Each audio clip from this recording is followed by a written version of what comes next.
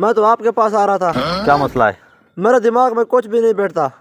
क्या होता मुझे है? हर वक्त हर चीज भूल जाती है। आपको हर चीज़ भूल जाती है? जी हाँ। अच्छा अच्छा अच्छा अच्छा, इसका मतलब है आप जो चीज़ भी खाते हैं ना वो आपके दिमाग तक नहीं पहुंचती। जी हाँ। कोई ऐसा तरीका करो जिससे जो चीज़ भी खाओ ना वो आपके दिमाग तक पहुंच जाए, ठीक है? ठीक है सर। फिर ठीक हो जाएगा, बिल्कुल ठीक हो जाएगा। ठीक है। अब तुम जाओ। ठीक है सर। हाँ, इधर जाओ मेरे घर में, किधर जा रहे हो?